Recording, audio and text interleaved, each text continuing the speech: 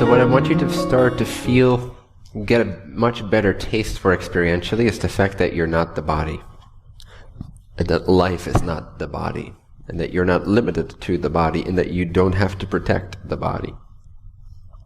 So I might go through certain sequences of imagination, all sort of different angles, to establish the same result. So take a deep breath. Relax.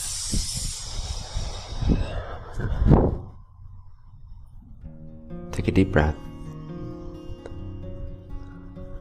And relax.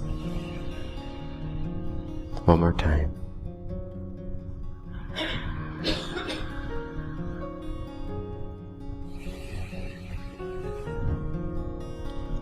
And we start by observing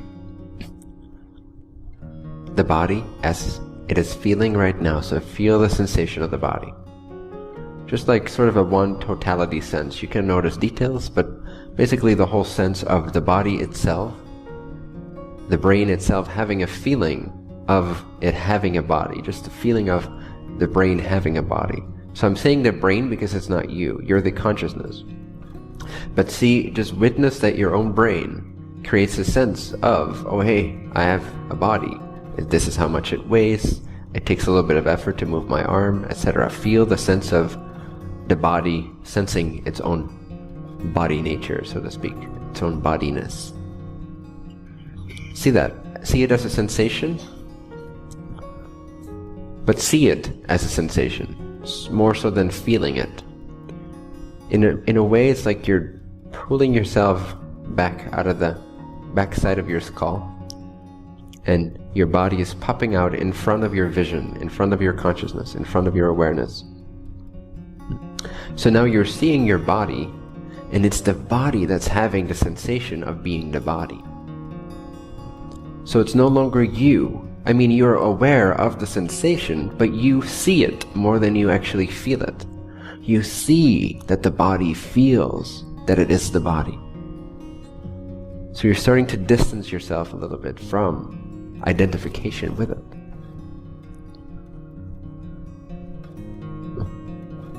And if you turn the attention onto your consciousness more, what you'll see, or what you'll feel, is the sense of I am. I am over here. I am awake, I'm aware, I'm conscious.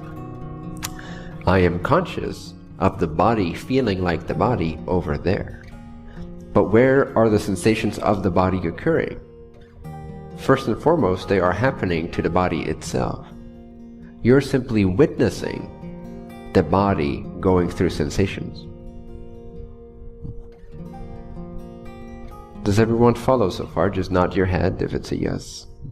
Doesn't have to be perfect or flawless, but just get a sense of the fact that the body feels itself. You perceive that the body feels itself. It's just that you've always assumed that you feel yourself as the body. But it's actually the body feeling itself. Every sensation of the body is happening to the body, not to you. You're simply aware of it. There's a difference. There's an awareness, which is you. There's this sense of, hey, I am aware. That's the feeling of I am. That's the feeling of your more fundamental nature, your truer self. It's the sense of consciousness becoming conscious of the fact that it is.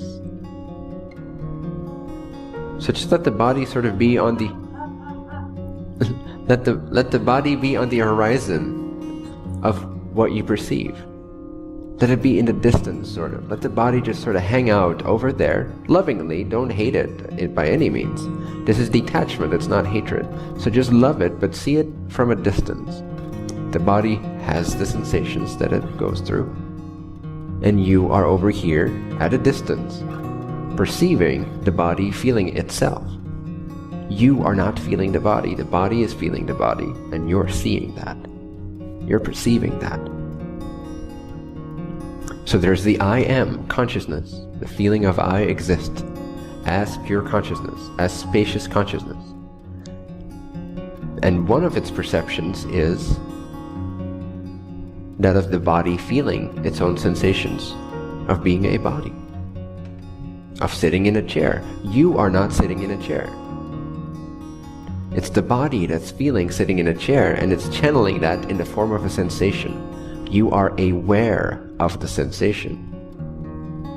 You do not actually feel sitting on the chair. You perceive the body feeling itself sitting on the chair. Does this make sense? Okay, nice.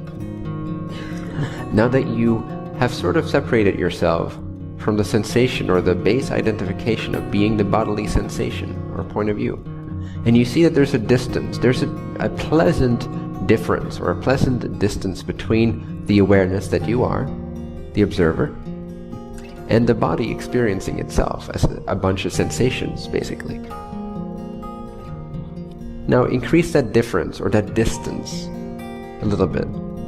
See it from even farther away. Feel even less attached to the way that the body feels. Just sort of let go of the whole feeling of the body and trust that it's safe. It's just here sitting in a room. It's safe, filled with people. We're just going on a metaphysical journey. We'll come back to the bodies in a little bit. Don't worry. But just let it go a little bit. Let it just sit there in the distance, farther and farther and farther away as you zoom out backwards, zoom out backwards, zoom out backwards, more and more spacious, and you see the whole room. You see perhaps even the location of the center on Hawaii, and you go further back. And sure, the body every once in a while sends a signal of sensation, but you're the awareness that knows that the body is having that sensation in this room. You don't have to be too distracted by that. You can take a little journey. So go further and further back, more and more distance between you as awareness, as the I exist sensation, and the body having its own set of sensations, which belong to it, not to you. You can say goodbye to it for a second. That's okay. You don't have to claim ownership of every sensation the body goes through. Just let it be the body's realm or domain of sensation. You have your own realm or domain of sensation, which is metaphysical and non-physical in nature. It's vibrational in nature. This is where we start to tune into the I am consciousness, having a vibrational experience of itself. Consciousness with a state of being, not a state of a bunch of sensations, a state of being. It's a state of mind, it's the state of awareness. So now, sort of just let go of the body altogether and place the attention solely on the feeling, or the knowingness rather, I exist.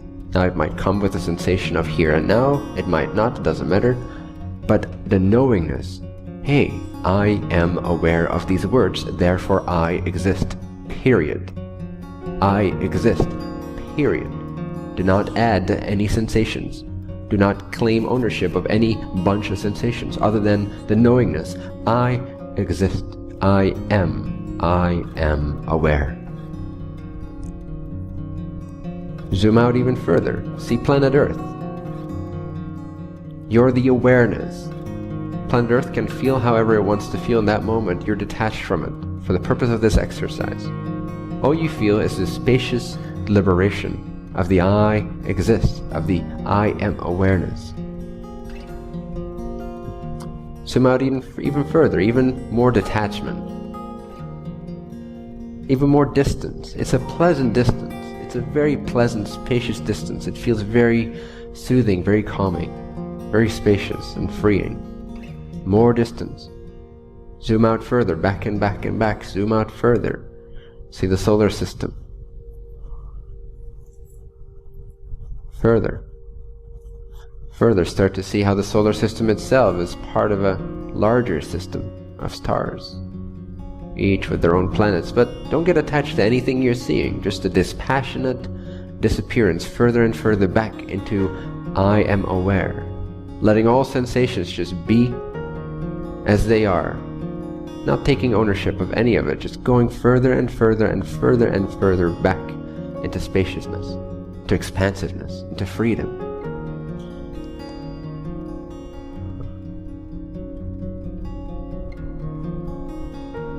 Further and further. Let go of all sensations for a moment. Don't own anything except the knowingness that you are aware of whatever you're experiencing right now in your imagination. The sensations go further and further away from you as you become more and more pristinely space-like. And now you start to see the entirety of the Milky Way galaxy with its billions and billions of star systems and planets. But you're aloof, in a sense. You're not attached to any of it. None of it belongs to you. It's all just an appearance, a glorious appearance, in the distance. It's not you. You are still the I exist. You're the purity of the I am itself. You're the purity of the I awareness.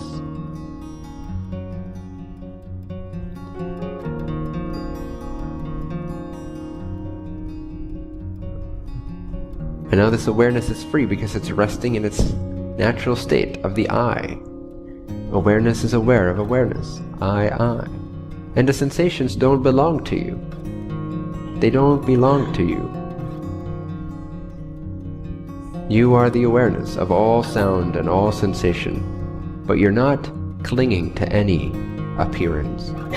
You're not attaching or latching yourself onto any feeling or sound. You're actually using all that to see how it's only moving farther and farther away from you for the purpose of this exercise. More and more space-like. More and more just awareness, aware of being awareness.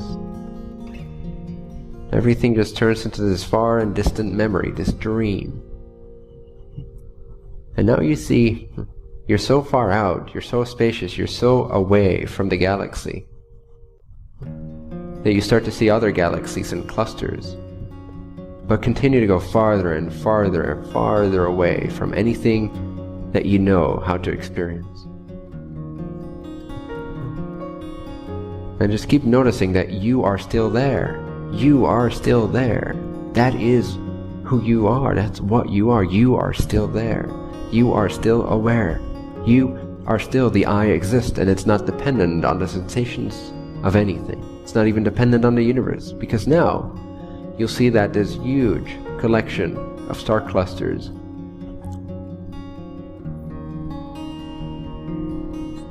spread apart by trillions of light years of space.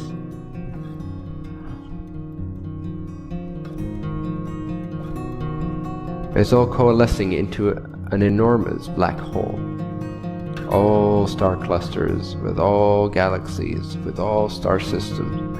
Everything in this universe has reached its completion, and it's now starting to merge back into the one infinite creator in the form of total annihilation of all experience that has ever taken place in the entirety of this universe, none of which ever belonged to you to begin with. And in front of your eyes, albeit at a distance, you are now perceiving the entirety of this universe collapsing, disappearing, being sucked up into infinity, into infinite nothingness, infinite vastness. See this process unfold. Feel the power of it, and then suddenly, after the most powerful burst of all these stars colliding at the center, turning into nothing, boom, at the very end of it, there's nothing left. Nothing is there. No means of experience other than awareness, aware of itself.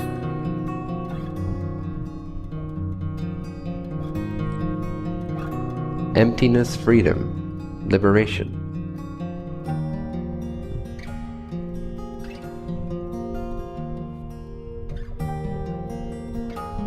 You still exist somehow, in some way. It still exists. The infinite still is infinite.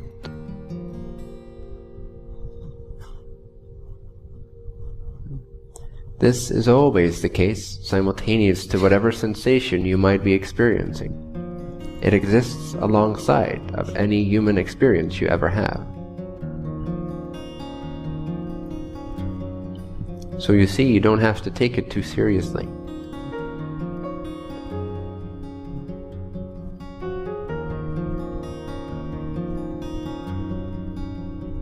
You are not the body already. Whether it dies or doesn't die, consciousness is all that is real.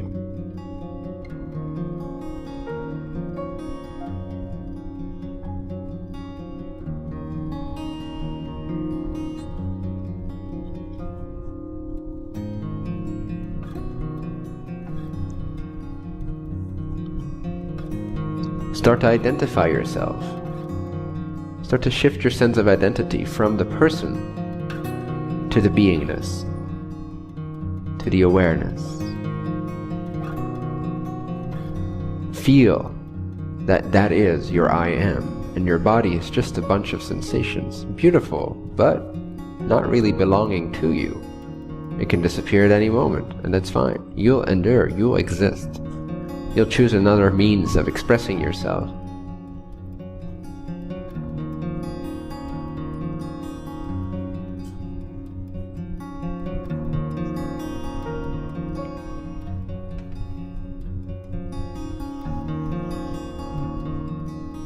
This is your truer identity. Not saying the human being is irrelevant, but this is your truer nature.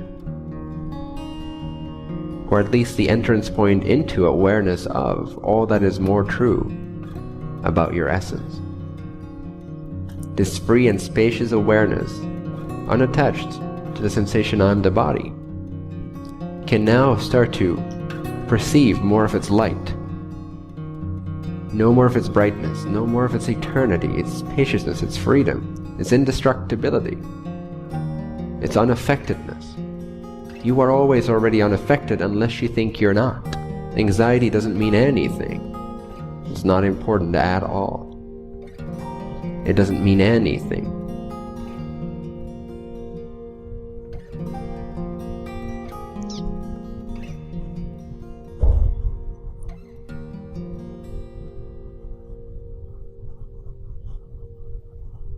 Depression.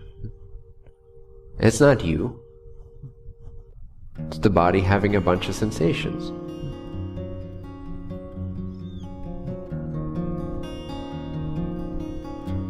If you distance yourself from it, suddenly you can see the causes of it. And from that place alone can you start to make some adjustments, vibrational adjustments. Because now you understand that the human being is not actually who you are, it's what you're looking at.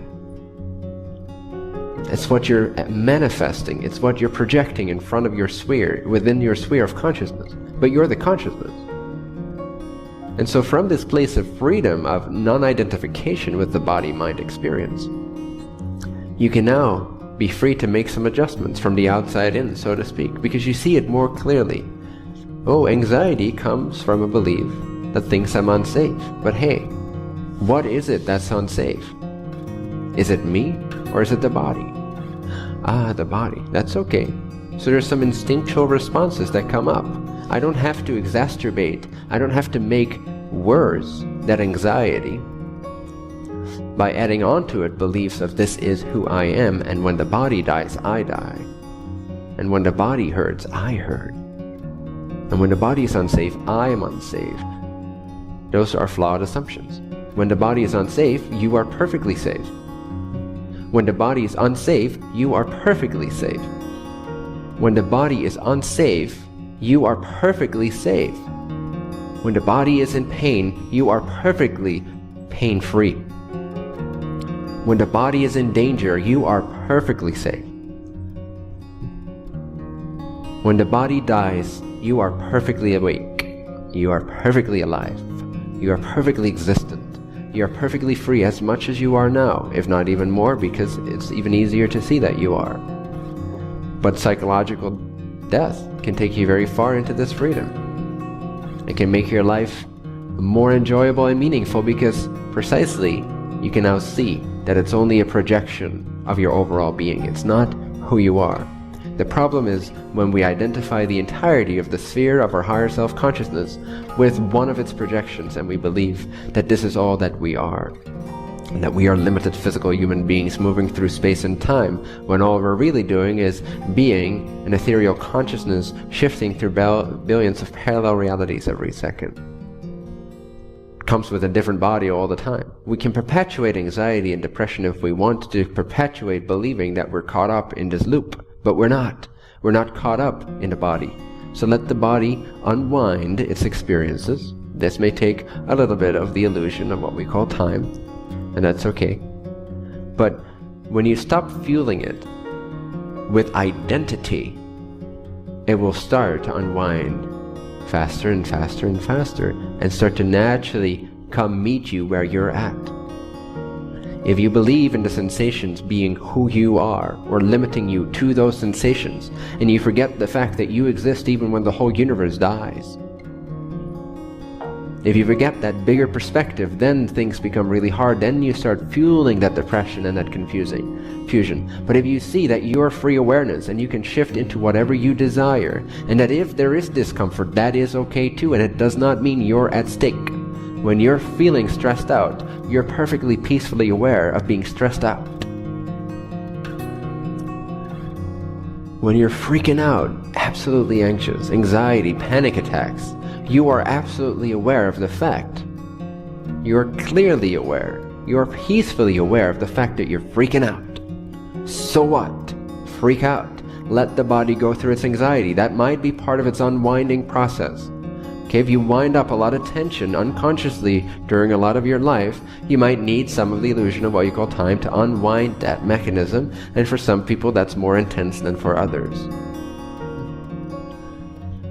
It still does not mean this is who you are, and none of the things you're thinking in that moment are true whatsoever.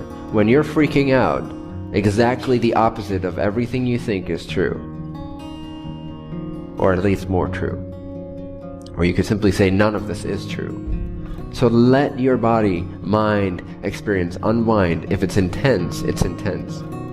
If you can at least know or remember with a portion of your being that you are not the body, you are not the mind, these are projections inside of you, and you can, if you want to, opt out at any time in all kinds of ways, but I'm talking about the way of zooming out of your experience and actually noticing that this is all explosively, ecstatically happening inside of a bubble of consciousness, beyond which there is another bubble of consciousness that is more spacious and more clear, beyond which there's another bubble of consciousness which is more clear, more empty, more spacious, more free, more eternal, more aware of itself as pure consciousness. If you can go further and further into those more expanded bubbles of consciousness, so to speak, or spheres of emptiness and spaciousness and clarity and cognizance, then the body-mind can start to unravel itself without you freaking out about the body freaking out. Because if the body freaks out and you freak out, then we have a typical worldly relationship or marriage situation, where one freaks out and the other freaks out, and one reacts and the other reacts. When the body-mind reacts, you need to be the better one in a way. Of course, you don't need anything. You want to love yourself. But one of the ways to love yourself is to not react to all the reactions that are pinned up inside from years of conditioning or false beliefs. I'm not saying it's necessarily easy all the time. Nevertheless, the mechanism itself is very simple. It might feel very hard, depending on your makeup, depending on your choosing, and most of all depending on how you choose to define it in that moment. And it might even be hard to redefine it in that moment because you've put so much momentum in negatively defining the process that is the result of other negative definitions. And so there is this negative loop upon negative loop upon negative loop. I'm not saying it's necessarily easy to, oh, that's fun, or epic, but it is possible. It is possible. And it is even very probable, even in the intensity of it, because this is precisely what's pushing you into narrowing down all your options into only one choice, which is to choose to stop reacting to the mind-body experience unwinding itself, to stop reacting to the unwinding process.